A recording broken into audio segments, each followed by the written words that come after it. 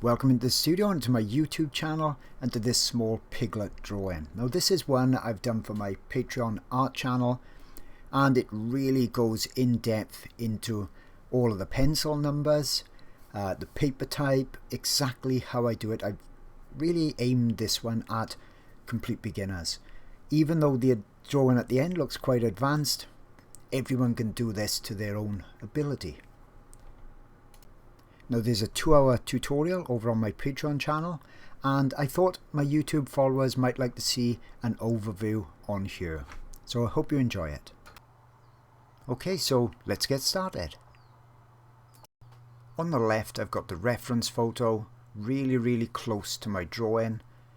So you can see here I'm just using a black and a dark brown pencil. Doesn't really matter at all for this initial work you're going to see me doing. All I'm doing at the moment is just indicating where the dark elements are. Okay, very light pressure. So what I'm using is the light blue pastel matte paper. Pastel matte paper is pretty much critical, the most critical part, to get the layering, to be able to put details on top. This is the best paper out there in my opinion. I've used white transfer paper to get my reference photo over onto my drawing. Okay, so I've traced it. Now you can use any manufacturers you want. I like the really cheap ones like Royal Langnickel. That's something I've used for years. Okay, it's one of the cheapest ones out there, and only use light pressure. Why did I use white transfer paper? Well, if you look for instance at the top of the head, you can see it's very light going into that pink background. If I'd used a black transfer paper, I'd probably end up with a black line still visible there.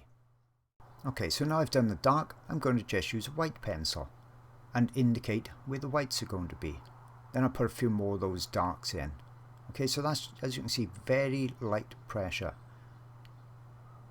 Not worried about anything at all with this, just an indication of where those highlights are, and then I'll put a few more of those darks in as well.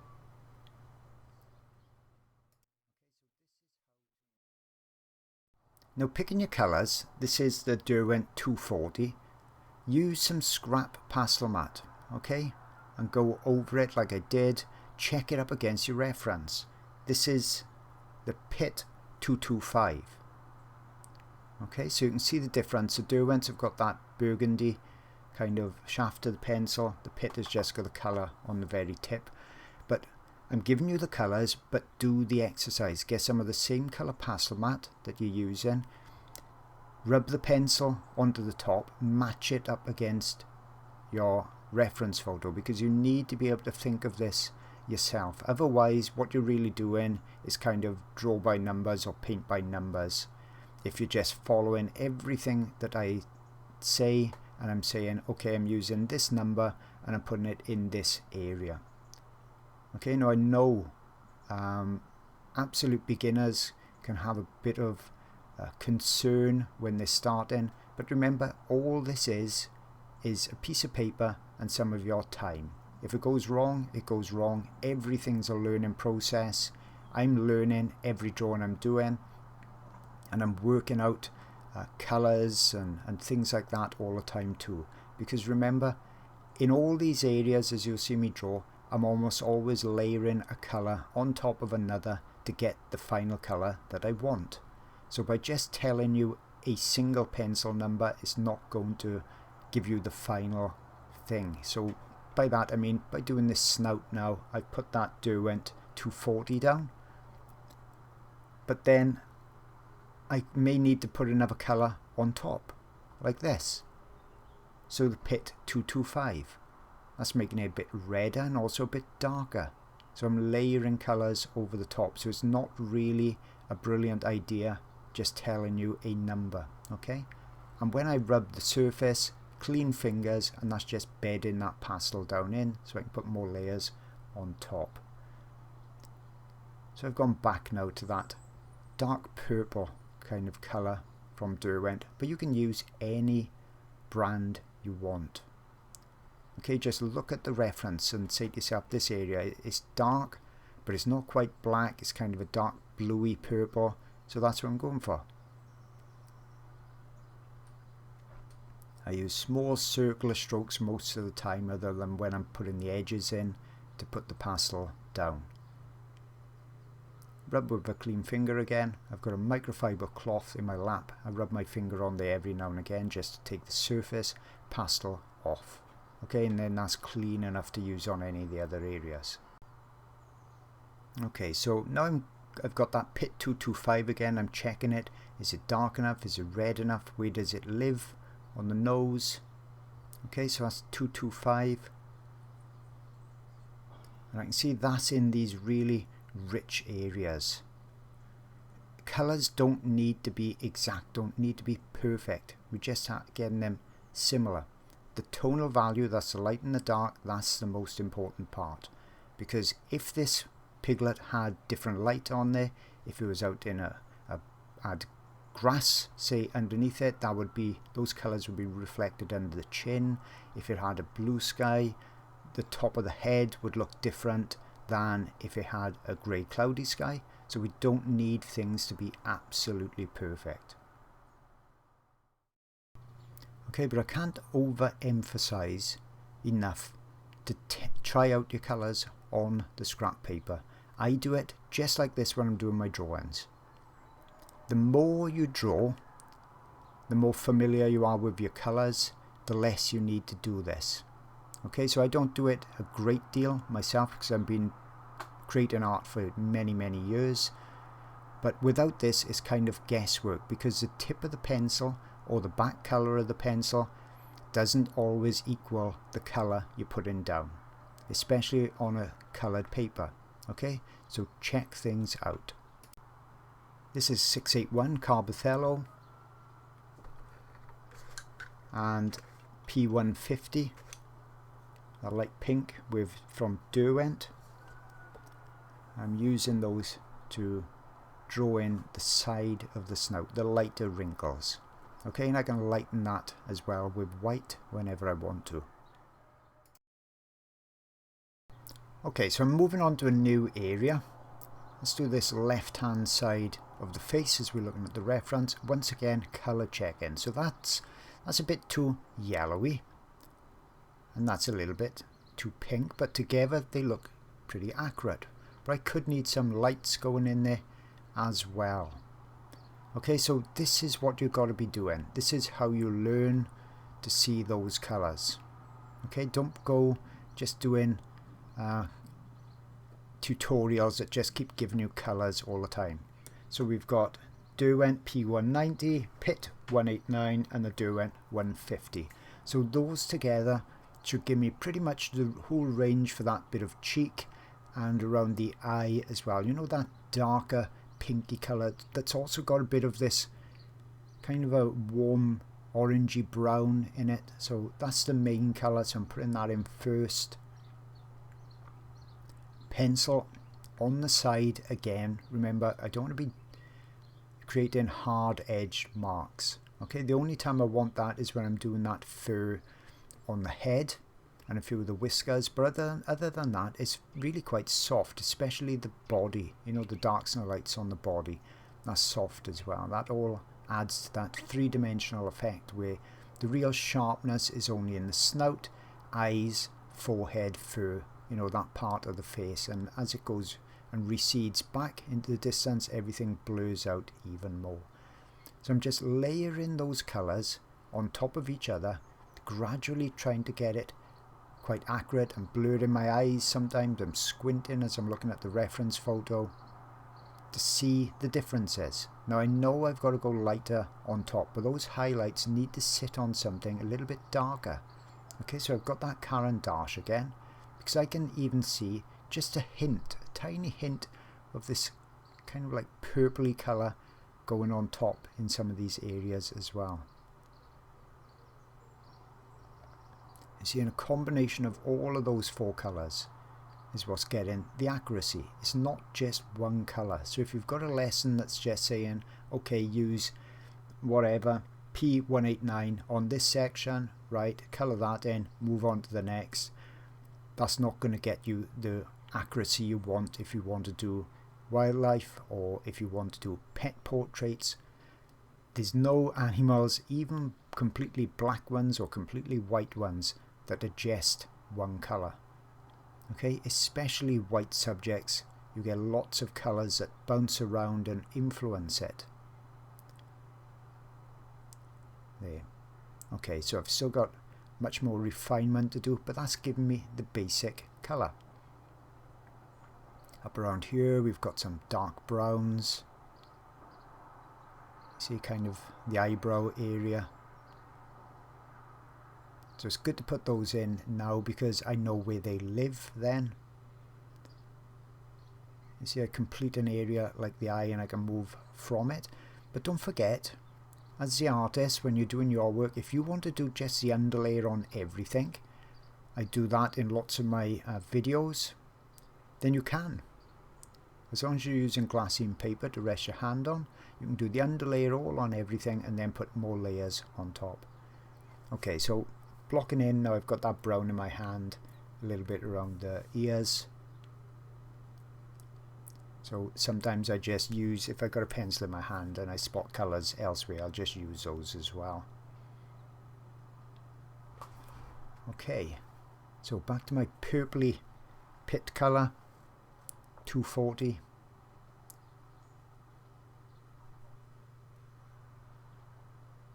You see I've used probably, I think 4-5 colours already just in this area, but it's starting to look more realistic. So get the details, the highlights to go on top. Okay, the highlights will be the last thing that goes on top.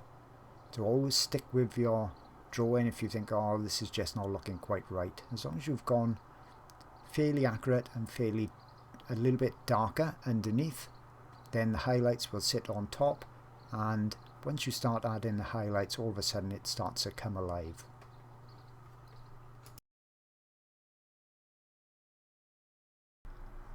So that's the Derwent P190. So that'll be the darker tones. This is the P150. Let's try this out. That's nice and light, so you can see that looks more like the highlights on top, or almost bright enough.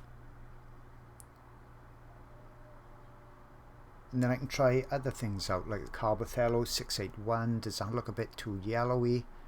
That's the questions to ask yourself.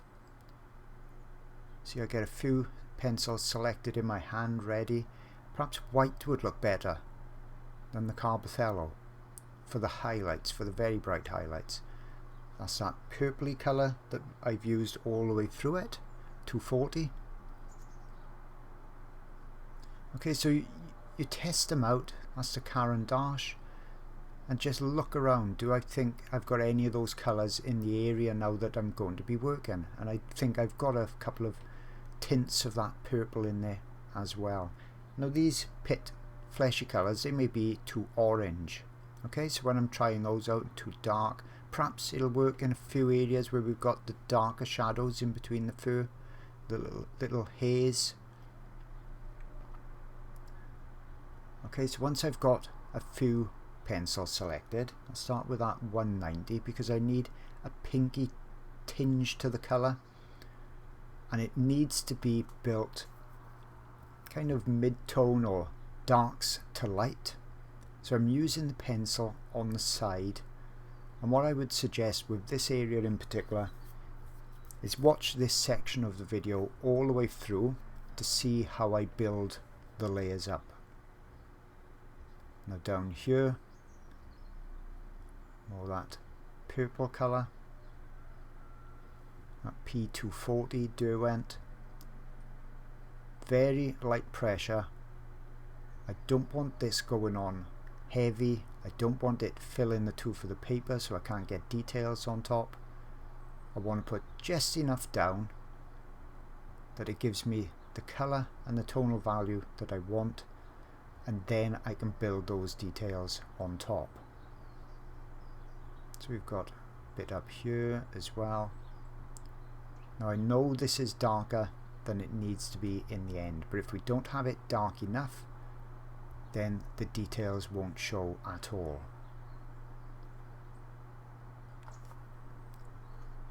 So that's the P150. Now, rather than pink, that's got, well, it's slightly pink, okay? It's got a bit of a creamy colour to it as well. You can see I'm going in the fur direction. Generally, this will be critical when I put the details in, because all of this is going to be blended first. So I'm using this to lighten areas that I want a bit brighter. You see around here it needs to go lighter, but gentle pressure going on. We can build up, as long as we don't put much down, we can keep building more and more on top. If we put way too much down straight away, then we're going to need to kind of remove some of that to get detail on top.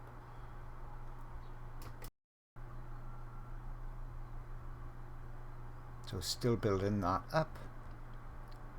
I squint at the reference every now and again, takes the details away, and I can see the general masses of colour. This is 681 Carbothello. Okay.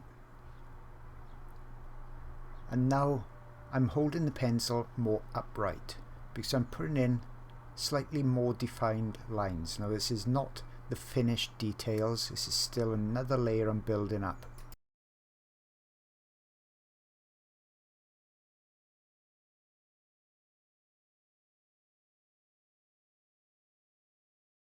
Okay, got a bit of this around the eye area as well. That comes around there.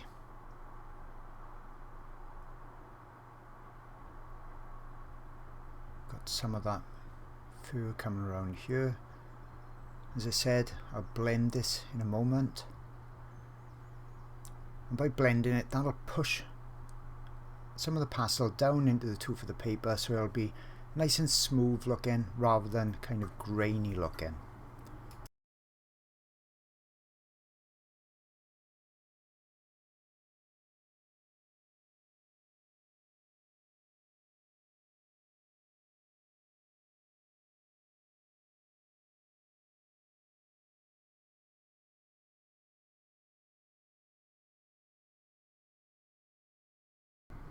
Okay, now blending, this can be done just with a finger.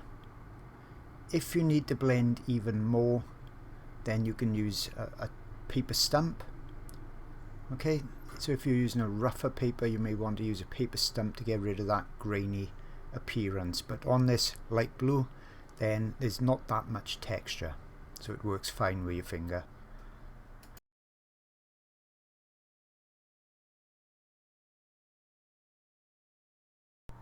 So first thing I want to do is get a few more of those darks in. You see on the reference, it doesn't show up perfectly well, but we've got some darker areas in between where the highlights are going to go. So I'm just using that purple 240. Derwent has got some really nice pinks and purples in their range. They're certainly not my favourite pencil, but they do have some colours you won't see in the other ranges. And I'm just gently softening that in place, making sure I was going in the fur direction, ready for the highlights on top. And I'm just going to add a few more of these, soften it down, and that'll be the final darks in place. Now for pretty much the first time in the drawing, I've got a nice sharp pencil, and that's a Carbothello 681. And we're going to use this one for a lot of these highlights. Okay, so at the top of the head, I'll even be putting white on top of this eventually. But you see that area at the top is receding from the front of the piglet from the drawing, so it's blurry. So I'm keeping that part soft. Okay, when I'm putting marks down there, I'm blending them with my finger. Clean fingers now, making it, as I said, really soft. And I'll switch then to the P150 sometimes, but those will be the two main pencil colours I'll be using. And you can see I'm just picking out individual hairs. If I want the hair to be more defined, I'll push slightly harder with my pencil. But I'm not using generally much pressure at all.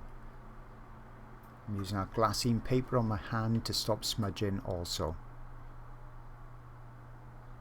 You can see the benefit with pastels. we can put light over dark. Here I'm just putting in some 283 brown, that's a pit pencil. You can use any brands that you've got with similar colours. And it's this detailing stage on top, that's what's really going to make things come alive and look realistic.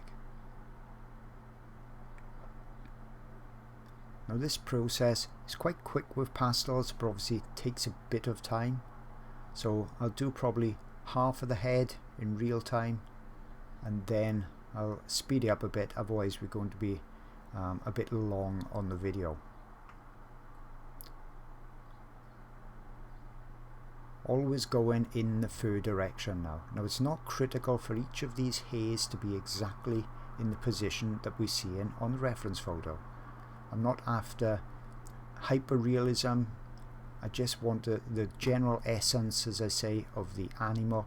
So as long as I'm roughly in the right direction, that's all that matters, because each little piglet would have slightly different hairs or in slightly different directions. Okay, so I'm not being really critical with this. Now every few strokes you'll see me turn my pencil. So I'll do a few strokes, turn it. Do a few strokes, turn it. Okay, and that's keeping the tip of the pencil more conical. Otherwise, if I kept holding the pencil in the same position all the time, I'd get a flat edge on it within a few strokes. So I'm not turning it while I'm drawing, I'm turning it when I lift it off the surface of the paper. Only slightly. Turn. Watch the Derwent right in on it.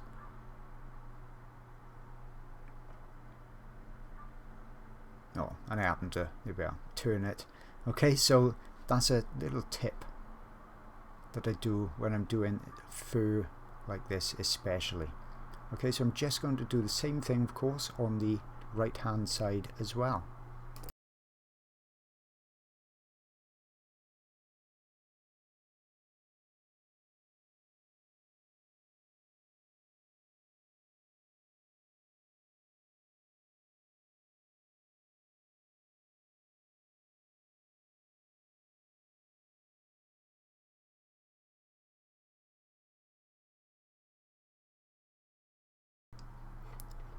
Now that's another layer, and I can come on top again now using a white pencil and really brighten some areas up, especially at this back section.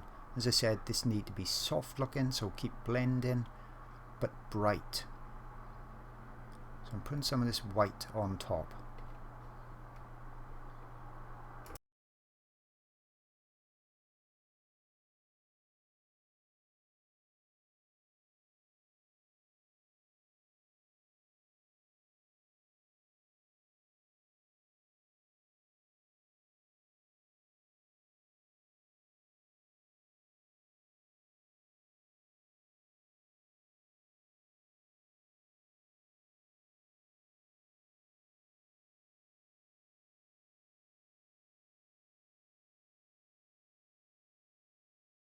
Now the highlight doesn't need to be everywhere. Okay, so don't only put it where you're seeing it really bright over the eye. See it's coming downwards. I can use this pencil to kind of soften the area as well. I'm still doing that turning of the pencil too. As I lift it off, it's just automatic for me to do it. I don't think about it, just turn the pencil. Now you can see this is developing depth to the fur. The fur has multiple layers of hairs, so that's what we're doing with the drawing, creating depth by putting multiple layers on top, and that's something we can do with the pastel matte paper. Lots of other papers this doesn't really work. Okay, let's do the background. Now I could have done this all with the Derwent P150 and even put a bit of the P90 on top, but a stick, you see, is roughly the same color. A stick saves the pencils. Okay, if you've got a large area like this to fill in, you can imagine you could pretty much wear out half of a pencil just filling it in, maybe even more, and pencils are quite expensive to purchase compared to some of the sticks, but you see, same colour. Could have just used my pencil on the side, but you'll be doing a lot of sharpening as well. So what you can do, if you've got the same colour, you can go around the edge with your pencil, because you've got a bit more control if you like, and then use a stick. You see, sometimes these sticks can have a little tiny bit of intense colour in there where it's maybe not blended fully, but you can go over the top of it and that'll blend out. So don't be surprised if you see that in just about all the brands. So it's a case of just filling it in. Okay, now it does create a bit more dust. I'm not blowing it or anything like that. I just fill it in. This is a Rembrandt pastel. You can use any of the brands. The Rembrandt ones are a bit harder, so they're easier to control. Once you've got enough pastel down like that, you can use a clean finger, circular motions, blend that in, and it creates a lovely even colour. On the edge, I want that soft. Okay, so I'm going to blend that as well right over the edge.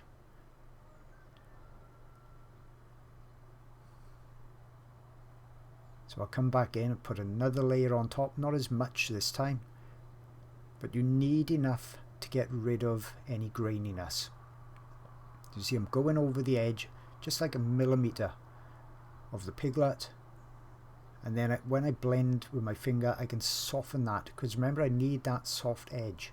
And what I'll do once I've blended that, I can re-establish that edge right at the end as well, make sure I got it nice and soft.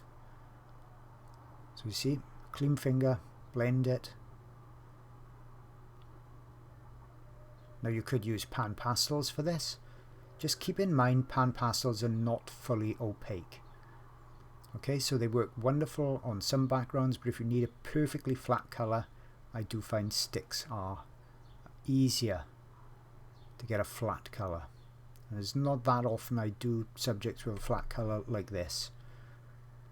Okay, so that's all I'm going to do.